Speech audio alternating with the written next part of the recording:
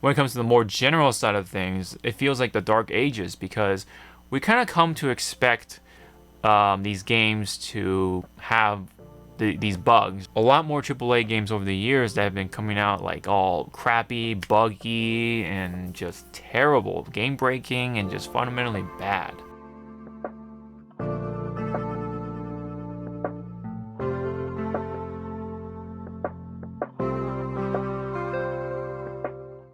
Hey everyone, Sean here, and today in this video, I wanted to sit down and talk about what's been going on with gaming for a while, at least for this year anyway, and I guess of course over the recent years, and what's been going on and stuff like that.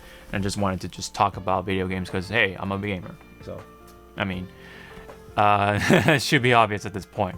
But I wanted to specifically talk about like sort of this lopsided nature. Like we have the golden era, right, or the golden age with fighting games for a while, you know, with the rollback netcode updates, with several big fighting games such as Guilty Gear, Exert. You have Fighters, right? Dragon Ball Fighters getting the rollback netcode, Samurai Showdown, and of course you have all the new video games coming out with the rollback netcode when it comes to fighting games. So that's all fine and dandy there. And then, you know, not to mention, we just had Street Fighter 6 come out very recently, and that's been receiving positive word for the most part. People have been having fun, people playing online, doing this and that. Character creation is a whole beast of itself. It's Street Fighter is great again, right? I mean, unlike Street Fighter 5 when it first came out, you know, so it definitely has all the important bits of a video game, plus it's Street Fighter. So yeah, I mean, the new stuff so far seems pretty good. I've been playing the World Tour mode, and I definitely would like to continue playing World Tour mode. It's just that fun. It's just something charming about it that keeps me going with the world and the characters and all that stuff. Like, so point being, fighting games are in a pretty good place, especially with Tekken 8 and even Tekken 1. Especially with Tekken 8 and Mortal Kombat 1 being recently announced, and then Tekken 8 of course has been building up the hype for a while with all the character releases, and then MK1 is just getting started. But you kind of expect for these two to be good with all the graphics and stuff like that, and NRS with Mortal Kombat, they've been on top of it with the quality and stuff like that, with the story mode, the tower modes, or just extra modes that you tend to get with Mortal Kombat games. And of course the fatalities, the graphics, the art direction, and everything is all very prestigious. And Tekken 8 of course has its own beast, of course, with the graphics, the heat mechanics, and the character redesigns and such like that. Been pretty positive for the most part. So looks like Tekken 8 and Mortal Kombat 1 are going to be just good games in general, along with Street Fighter 6. Yes, granted, these two have not come out, so we can't really say they're good games, but you know, I think there's something to expect about these two being good. When it comes to other games, though, unfortunately, it's been bad. I think the when it comes to the more general side of things, it feels like the dark ages because we kind of come to expect these games to have these bugs, right? I mean, there's been a lot more AAA games over the years that have been coming out like all crappy, buggy, and just terrible, game breaking, and just fundamentally bad, you know. Cyberpunk is definitely one of them. While yes, the game at its core does have great elements to it, it was just riddled with all the bugs and sort of the promises being not fulfilled, right? With the police AI or the police system and the life of the city and such like that. We were promised a number of things, but weren't really given that. And then it's not optimized, I think even still, but it's fine in comparison to before. But when it first came out, of course, it was all the rage and stuff like that. It was pretty bad. You know, bugs up the wazoo and stuff like that. And then the same things were happening later on with like Fallout 76, and then you even have the likes of Halo Infinite. And if we're gonna skip on to the recent stuff, you have stuff like Battlefield, which was hugely disappointing, and then Forspoken, and then Redfall. And then even Golem of all things, right? I mean that one's just like conceptually flawed, or just people did not think of Golem as good, cool video game material unless you do something really different or make it into like a Telltale game with the prompts and everything, like a visual what do you call it, a visual novel game type of stuff. That could have worked with Gollum, but they just went with a very generic design with the game, and look at how that turned out. Yeah, so it just definitely has not been looking good. I mean, and let's not forget, stuff like Anthem and Mass Effect, Andromeda, and stuff like that over the years, right?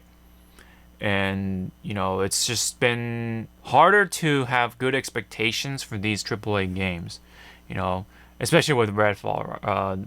That was also pretty bad. But yeah, you just come to expect like bugs and all that stuff. One of the things you say nowadays is like, oh, at least this doesn't have bugs or like that. Especially with like something like Tears of the Kingdom. That's one of the exceptions where the game was delayed, but has come out, and I've played it, and there are some frame drops here and there with a lot of action going on, but the game overall runs decently in comparison to Breath of the Wild at launch. The physics engine is really really fun to play with, especially with the building stuff. Like it's been good. Like it's been a really fun game. Whenever I do play it, I get lost in its world. Like it's just one of those games that you just like, oh, at least this one doesn't have bugs, and that's the kind of thing, right? Like you shouldn't have to come to expect these things. Like every game at launch should be ready. It should be all like mostly clean, few bugs here and there, just ready, just be a video game and stuff like that, and not to mention like not even be like buggy or anything like that. It's just like on top of it, right? You have the live service stuff, you have all the microtransaction stuff with these AAA games. It's just been terrible, right? It's just really pulls away the creativity opportunities that devs want to pull off with these games, but really can't a lot of times because of the need for live service stuff to squeeze out the profits and revenue and stuff like that. It's all about the money. Nowadays with video games, and that's like really unfortunate. What's been going on with that side of gaming. So the expectations are kind of like being boggled around with all the bugs and stuff like that. Like you just kind of like tend to brace for impact for, oh, hopefully this game isn't buggy or something like that. Or people tend to sort of wait and then buy the game because they're afraid of the whole buggy sort of aspect of things. So not only the buggy aspect of stuff has been affecting it, of course, the live actions or live service stuff. I have live action on the mind, but live service stuff also has been sort of ruining these games as well. On top of it, so there's just a lot going on with AAA games. I think there has been that sort of dark age aspect to it for a pretty long while now. And it's just kind of sad. Like it's been more prominent with like the PlayStation 5 generations of stuff, or Xbox Series X, and even the Switch is still kind of stuck in its own era sort of thing, and hasn't really tried to catch up to. And one more thing about these recent video games is that, well, they're starting to adopt the $70 price point as like the standard. Going back on to Tears of the Kingdom, while it is fun and is a good game overall, it's plagued by the price point, which is $70. But at least, okay, that game came out okay. But games like Redfall, I think, is $70 right off the bat, and that is at least on console anyway, or Xbox. And that's very unforgiving. A game like that, fully priced, and it's that bad, buggy, and just fundamentally just not living up to today's standards for video games. That's all the combinations for, a video game to be memed on, to be joked about, and so bad to the point where you see all these apologies now, and it's becoming a collage, with all these apologies and statements and stuff like that from these big companies. It's kind of sad to see that it's starting to become like a trend, right? And like a norm type of thing, like a normal. It's starting to normalize, and these gamers are starting to expect these apologies or statements along with the buggy stuff and live service stuff too. And one more thing too with the whole Dark Age thing. I mean, we just had the announcement of Overwatch 2 losing its appeal with the whole PvE being scrapped. And instead, it's just gonna come out with these like little piecemeals, just like you would see with the previous stuff in Overwatch 1 with these events. So that's also happening, and that's just sad to see. There are definitely plenty of other video game failures or just like flops that I haven't mentioned here, but it just all adds up to this side of gaming being in the dark ages. But fighting games, and it's fine in its own corner. There's nothing wrong with it for right now, anyway. There were some. The only, like, I guess the only dark age it had as of recent 6 years ago was Street Fighter 5. That one failed at launch, sort of like it had a really rough start, and that in a way gave the other companies that make fighting games chances to make their fighting games look good, and it kind of gave them leverage in a way. So I think that was like the silver lining of that. But yeah, I mean, overall, fighting games has its own little corner and it's doing fine. But all the AAA stuff, it's kind of like very lopsided, and you kind of just like have these like unfortunate expectations, for these video games to flop or be buggy or other such factors. But there is still several linings to it. There's still diamonds in the rough. You just gotta be a little more careful with these games, but again, it's kind of comes from unfortunate circumstances that should not even happen in the first place. But here we are.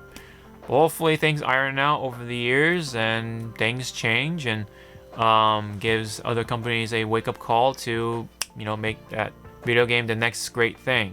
Hopefully, maybe the pandemic had to do with this cycle being bad, whatever it is, but it is what it is. It's these video games are coming out bad, and hopefully that stops later on. That's all we can sort of hope for at this point. So what are your comments about all the things I've said about this video game stuff, Dark Ages, and then the fighting games in that good age right now? Any related comments I would like to check out. Don't forget to like and subscribe to the channel. Really appreciate it, guys. Check out the links in the description below, including the Rogue Energy link. Don't forget to use the coupon code for 10% off your purchase. It'll help out the channel, and you guys will get some awesome energy out of that. Anyways, this has been the Hawke Talks video about the Dark Age in this corner and the Golden Age in this other corner with fighting games. Thank you very much, and hope to see you all in the next video. Ciao now.